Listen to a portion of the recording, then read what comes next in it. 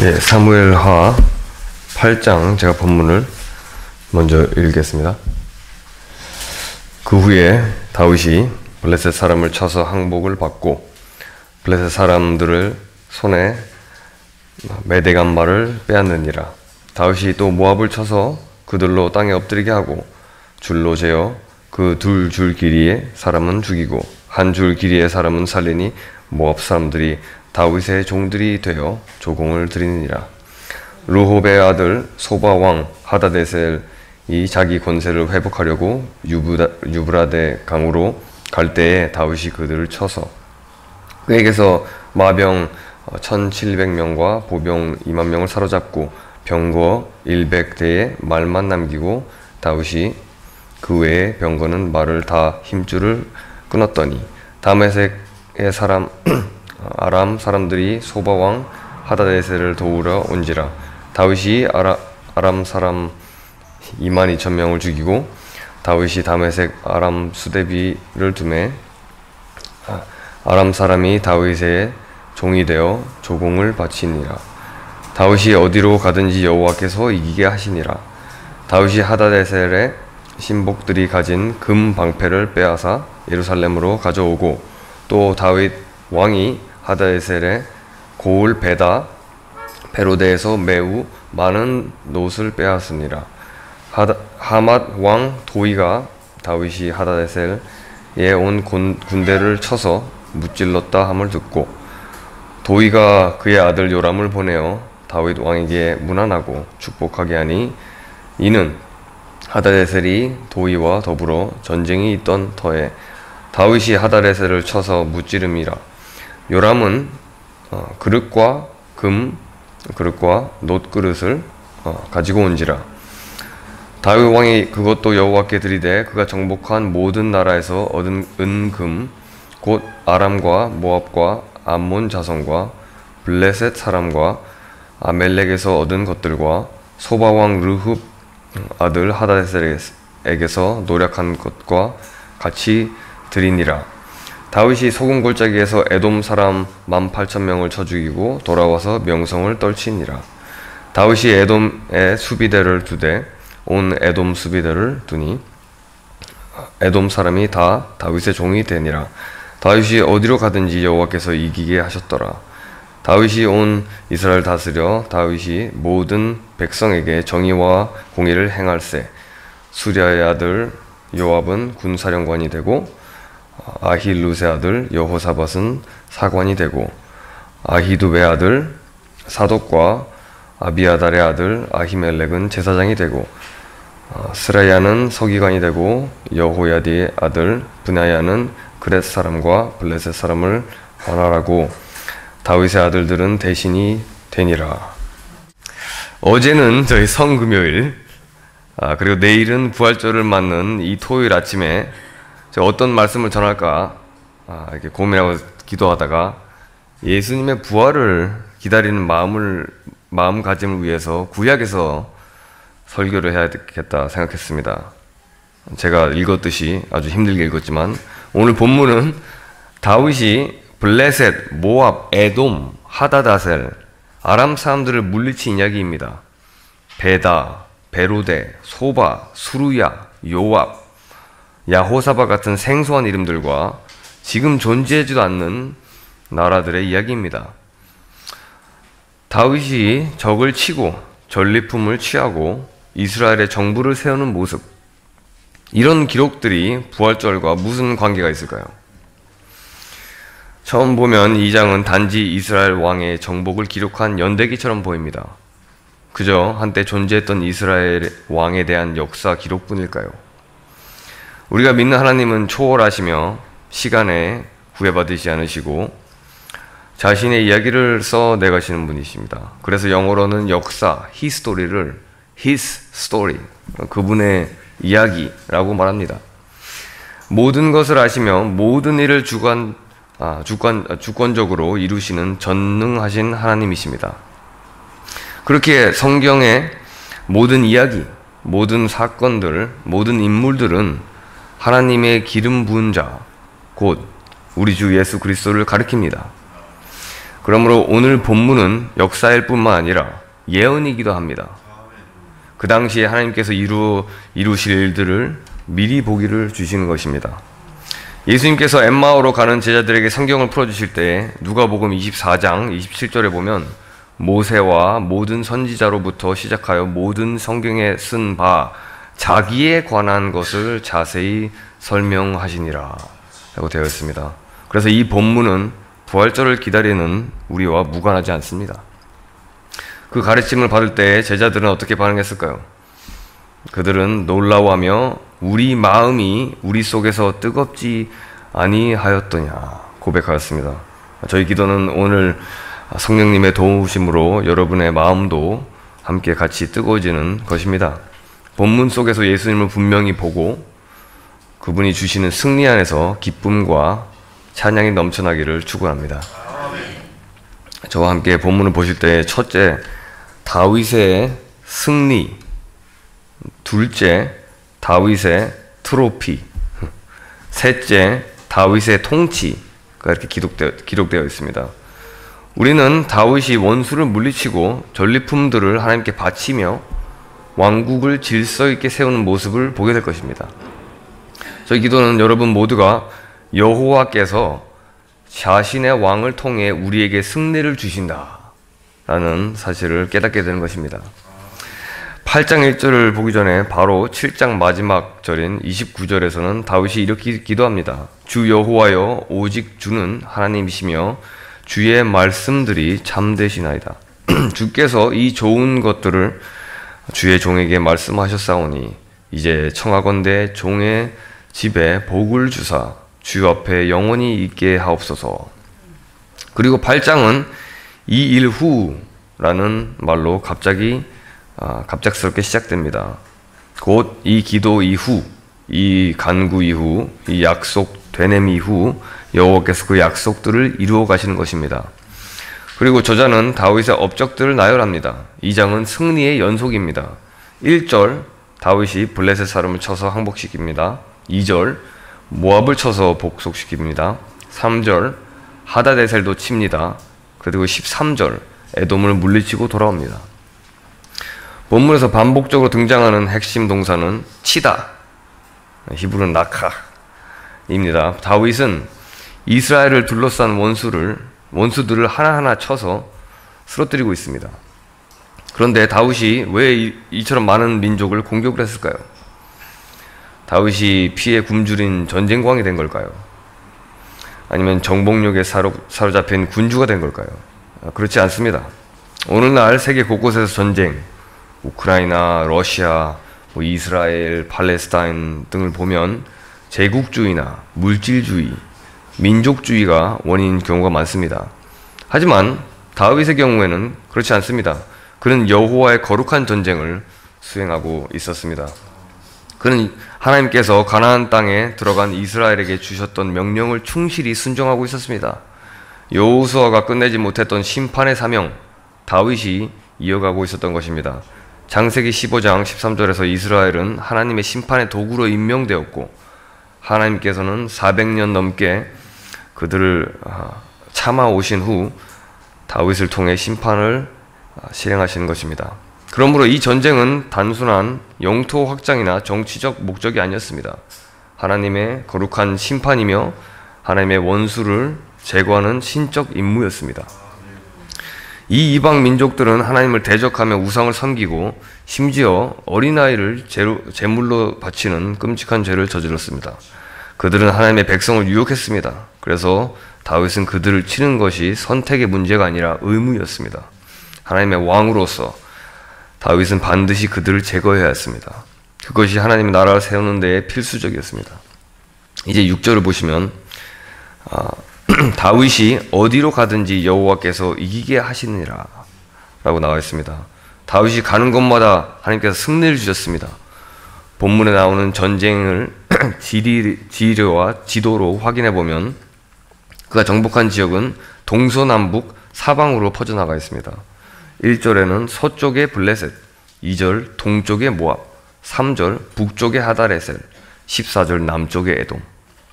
이처럼 다윗은 왕국을 사방으로 확장하였습니다.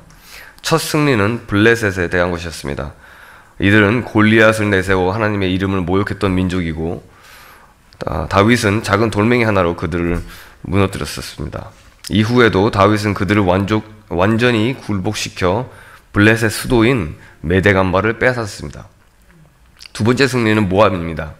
모압은 롯의 큰 딸과 근친상간으로 태어난 자손입니다. 출애굽 당시 이스라엘이 지쳐있을 때 모압 사람들은 이스라엘이 지나가지 못하게 했을 뿐만 아니라 발람을 고용하여 저주하게 하려 했습니다. 다윗은 그들을 철저히 심판합니다. 줄을 세워 한 줄을 긋고 일부는 살리고 두 줄을 또 긋고 죽이는 방식으로 공포를 조성합니다. 이는 단순한 잔혹함이 아니라 하나님의 오래 참으심을 조롱한 자들에 대한 정당한 심판이었습니다. 세 번째 적은 하다데셀입니다. 그 이름은 하닷이 도운다. 하닷이라는 이 사람들이 믿는 신이었죠. 그의 이름은 하닷이 도우신다는 뜻이었지만 실제로 아무런 도움을 받지 못했습니다. 다윗은 그를 정복하고 유브라데 강까지 확장합니다.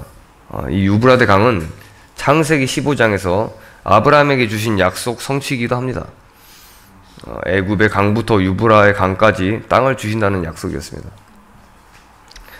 그 후 다마색 아람 사람이 하다댓을 도우러 오지만 22,000명이 다윗에게 죽임을 당합니다. 그리고 마지막 적은 에돔입니다. 에서는 야곱의 형이었고 그 후손인 에돔은 이스라엘을 끊임없이 괴롭혔습니다. 신약에서도 에돔 사람이 나옵니다. 헤로드입니다. 헤롯. 다윗은 그들을 18,000명이나 쳐 죽이고 거기에도 수비대를 두고 완전히 제압합니다. 다윗은 여호와께서 약속하신 대로 이름을 얻게 되고 대적들에게 존경받는 왕이 되었습니다. 이런 승리들을 요약해서 본문은 두 차례로 강조합니다. 다윗이 어디로 가든지 여호와께서 이기게 하시니라. 모든 승리는 여호와께서 주신 것입니다. 다윗은 자신의 힘이 아니라 여호와께서 주신 언약과 도우심으로 원수를 이겼습니다. 내가 내 이름을 위대하게 하리라. 내가 내 백성을 위한 처소를 정하리라. 내가 내 모든 원수로부터 너를 쉬게 하리라. 약속하셨습니다. 하나님께서. 그리고 다윗은 하나님의 백성을 위해 싸우고 승리하였습니다. 여호와 하나님께서 매번 승리를 허락해 주신 다윗에게는 또 무엇이 따라왔습니까? 모든 보물, 전리품, 승리의 트로피가 따라왔습니다. 이제 우리는 다윗이 트로피를 어떻게 여호와께 바쳤는지 보게 됩니다. 7절을 보십시오. 다윗은 적군이 가지고 있던 금방패를 취합니다. 여러분, 금방패 한번 생각해 보시면 얼마나 많은 금이 있어야 방패를 금으로 만들겠습니까? 두바이에서 금으로 도색된 람보르기니 돌아다니고 사우디 왕족이 딸의 결혼 선물로 준 순금 병기와 같은 황당하고 사치스러운 예들이 떠오릅니다. 금이 넘쳐나야 가능한 일입니다. 그 뜻은 다윗의 적이 허약하고 가난한 자들이 아니었습니다. 아주 강력한 자들이었습니다. 부유하고 강한 자들이었습니다. 하지만 하나님께서 다윗 편에 계셨습니다. 그래서 그들은 무찌르고 원수들에게서부터 금, 은, 청동을 빼앗아 예루살렘으로 가져옵니다. 특히 하다레셀은 많은 부를 가지고 있던 것 같습니다. 그의 신하들이 금방패를 들고 있었고 베다와 베로데라는 도시에서 청동을 가져왔습니다. 그리고 하다레셀이 무너지자 그의 적이었던 도이 왕이 등장합니다. 도이. 그는 다윗이 하다레셀을 무찌렀다는 소식을 듣고 다윗을 건드리지 않기로 결정합니다. 다윗은 그만큼 두려운 왕이었고 도이는 그 사실을 알았습니다. 도이는 단순한 전령이 아닌 자신의 아들 요람을 보냅니다. 왕자라는 존재는 왕가의 계보를 이어가는 자인데 그 아들을 직접 보낸 것은 전적인 항복과 복종의 상징입니다. 왕자가 죽으면 왕가가 끊어지기 때문입니다. 그는 다윗이 단순한 강력한 인간 통치자가 아니라 하나님께로부터 선택받은 여호와께 복종하는 왕이라는 것을 알았고 그 여호와 하나님께도 복종한 것입니다. 그것은 이 흥미로운 사실 하나로 알 수 있습니다. 역대상 18장 10절에 따르면 요람의 이름은 본래 하도람이었습니다. 하도람. 이 뜻은 하닷이 높임을 받는다 라는 뜻인데 이름이 요람으로 바뀌어 있습니다. 요람, 여호와께서 높임을 받는다 라는 뜻입니다. 요람은 이렇게 이름을 바꾸면서 여호와께 복종한 것입니다. 요람은 다윗에게 안부를 묻고 금, 은, 청동을 예물로 바칩니다. 도인은 현명했습니다. 그렇다면 다윗은 자신에게 바쳐진 전리품들과 모든 예물, 승리의 증거들을 어떻게 처리했을까요? 11절을 보십시오. 다윗 왕이 그것들도 여호와께 드리되. 다윗은 전쟁에서 얻은 모든 전리품을 여호와께 드립니다. 이후 우리는 다윗이 바친 금, 은, 청동이 성전을 위해 구별되었다는 사실을 알게 됩니다. 다윗은 온 사방에서 거둔 전리품, 보물, 트로피들을 하나님께 바쳤습니다. 이제 우리는 다윗의 승리와 트로피를 살펴보았고 마지막으로 다윗의 통치에 대해 살펴보려 합니다. 여기서 통치란 다윗이 이스라엘을 다스리는 왕권의 질서와 정의로운 행정을 의미합니다. 15절은 이렇게 말합니다. 다윗이 온 이스라엘을 다스려 모든 백성에게 정의와 공의를 행하매. 다윗은 단순히 전쟁에서 이긴 정복자가 아니라 정의와 공의로 백성을 다스리는 왕이었습니다. 오늘 지도자들 가운데서 정의와 공의로 다스린 자들을 찾는 일 아주 참 드뭅니다. 그래서 사도 바울이 저에게 가르쳤죠. 임금들과 높은 지위에 있는 모든 사람들을 위하여 기도하라. 미국이나 한국이나 불의와 불공평이 있고 세상에 타락한 지도자들이 너무 많습니다. 하지만 다윗은 달랐습니다. 그는 정의와 공의로 다스리는 왕이었습니다. 또한 그는 혼자 일을 감당하려 하는 교만한 왕이 아니었습니다. 지혜롭게 나라의 질서를 찾기 위해, 통치하기 위해 적절한 직책과 사람을 세웁니다. 16절을 보십시오. 다윗은 군사령관 요압을 세워 국방과 안보를 책임지게 합니다. 여호사밧은 기록관이 되어 하나님의 역사와 명령을 기록하고 보존하게 합니다. 17절에는 사독과 아히멜렉을 제사장으로 세워 백성을 예배로 이끌도록 합니다. 또한 수리하는 서기관으로 자원을 관리하고 백성 조직을 담당합니다. 18절에는 다윗의 아들들은 대신으로 세웁니다. 대신들, 다른 번역에서는 제사장이라고 나옵니다만 레위 지파 같은 제사장들이 아니라 다윗처럼 하나님 앞에서 섬기는 자들이었습니다. 다윗이 여호와의 궤를 앞세우며 세마포 예봇을 입고 예배를 이끌었던 것처럼 말입니다. 이처럼 다윗은 요압, 여호사밧, 사독, 아히멜렉, 스라야, 브나야를 세워 나라의 체계를 세우고 왕국을 안정적으로 이끌어갑니다. 다윗은 이스라엘을 질서 있게 통치함으로 주변 이방 민족들에게 이스라엘이 혼돈이 아닌 질서의 하나님을 섬기는 나라임을 보여줬습니다. 자, 이제 이 모든 것이 단지 역사였을까요? 아니면 예언일까요? 지금까지 우리는 다윗의 승리, 다윗의 트로피, 다윗의 통치에 대해 살펴보았습니다. 그렇다면 이 질문을 던져야 합니다. 이 모든 것이 단순한 역사에 불과한 것입니까? 오늘 본문은 그저 오래된 이스라엘 왕의 이야기일 뿐인 것입니까? 우리는 아니오라고 말해야 합니다. 이것은 예언이기도 하기 때문입니다. 우리는 성경을 바르게 읽기 위해서는 성경 전체를 함께 고려해야 합니다. 성경의 한 부분을 이해하기 위해서는 전체적인 맥락과 구속사적 흐름 속에서 해석해야 합니다. 그렇다면 다윗의 승리와 트로피, 통치가 예언하는 바는 무엇입니까? 바로 더 크신 다윗의 아들, 곧 예수 그리스도입니다. 다윗의 통치로부터 1000년 후 우리는 하나님의 기름 부은 왕, 곧 이 다윗의 자손을 만나게 됩니다. 이 왕은 아직 원수를 치기도 전에 어린아이의 모습으로 이미 예물을 받는 왕으로 등장합니다. 그가 태어났을 때 동방박사들이 와서 황금, 유향, 모략을 바쳤고 그 앞에 엎드렸습니다. 다윗이 전쟁에서 승리한 후 여인들에게 노래를 들었다면 이 왕은 태어날 때부터 천군 천사의 찬송을 받습니다.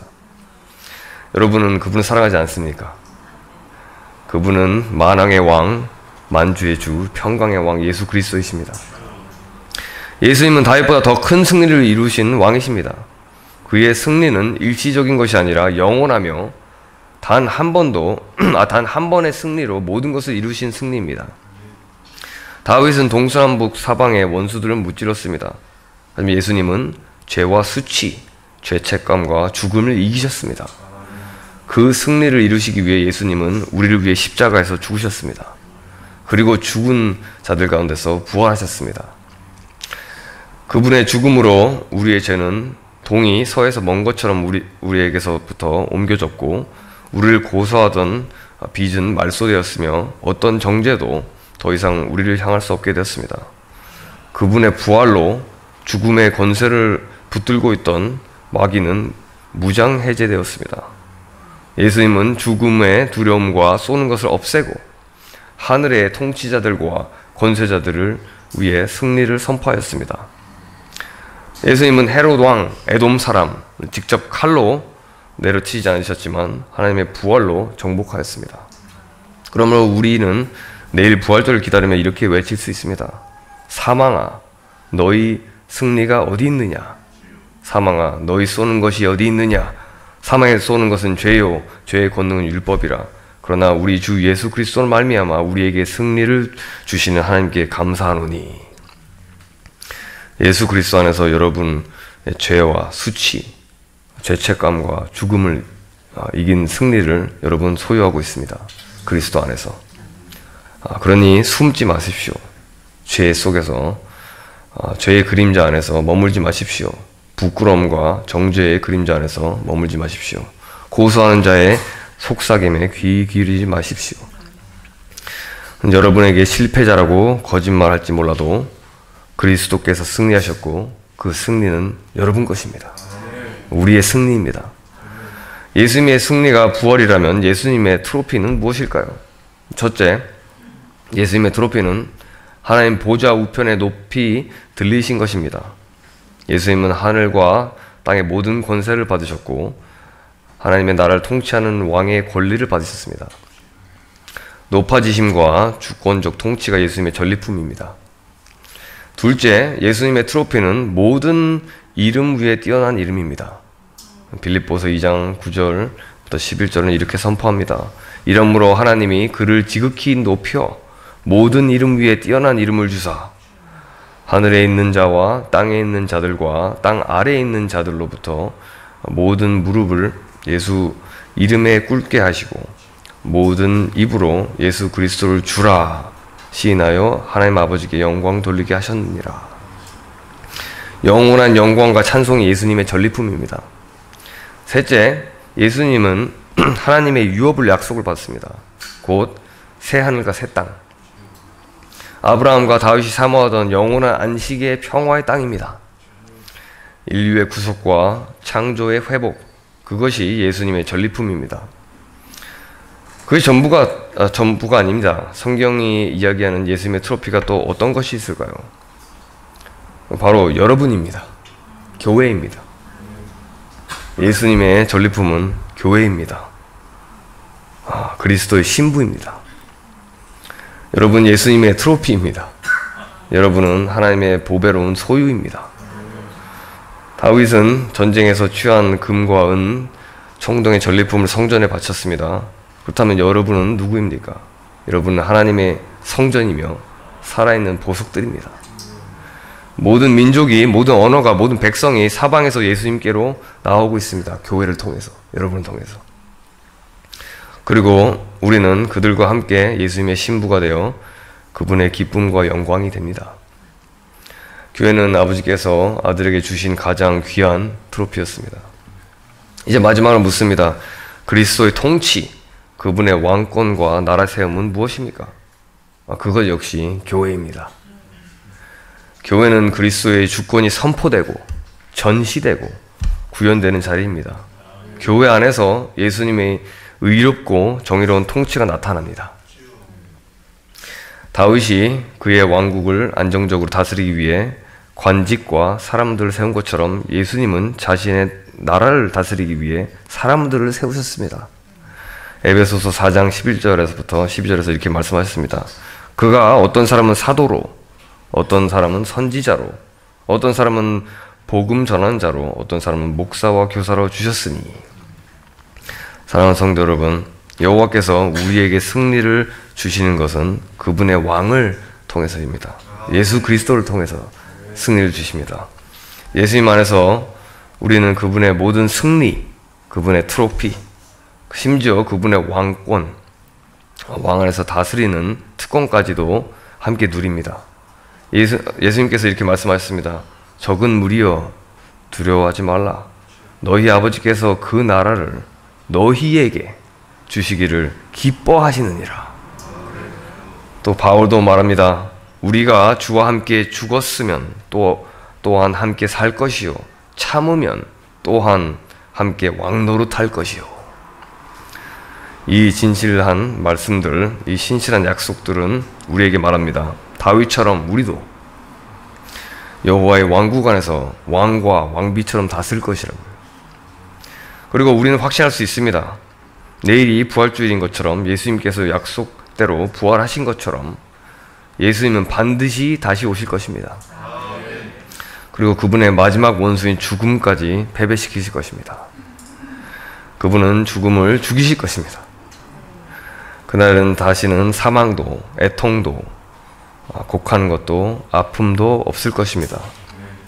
이제 마지막으로 저희 어머니께서 임종을 앞두시고 즐겨 부르시던 찬송가를 기억합니다. 찬송가는 바로 무덤에서 머물러입니다. 원수를 다 이기고 무덤에서 살아나셨네. 어둠을 이기시고 나와서 성도 함께 길이 다스리시네. 사셨네. 예수 다시 사셨네. 이것이 저희의 승리의 찬송입니다. 우리 찬송을 매일 저희 영혼에게 불러야 합니다. 그리고 우리 자신을 기억시켜야 합니다. 여호와께서 자신의 왕을 통해 우리에게 승리를 주십니다. 성령님의 부활의 능력으로 매일매일 주님을 의지하며 승리하는 여러분이 되시기를 축원합니다. 기도하겠습니다. 하나님 아버지, 우리 주 그리스도 통해 우리를 승리로 이끄셔서 죄에서부터, 사망의 권세에서부터 해방하시고 부활의 빛으로 영원한 생명과 소망을 주시니 감사합니다. 사망이나 생명이나 천사들이나 권세자들이나 현재 일이나 능력이나 높음이나 깊음이나 다른 아무 피조물이라도 우리 주 예수 그리스도 안에 있는 하나님의 사랑에서 끊을 수 없으니 저희가 두려울 일이 없습니다. 모든 원수들을 발판이 되기까지 다스리시는 주님께 의지하고 말씀의 힘으로 이 세상 승리하게 하옵소서. 힘으로도 아니고 능력으로도 아니고 오직 주 예수 그리스도의 영으로 이 어두운 세상 많은 눈먼 영혼들에게 복음의 빛을 전하게 하시옵소서. 우리 주 예수 그리스도 이름으로 기도했습니다. 아멘.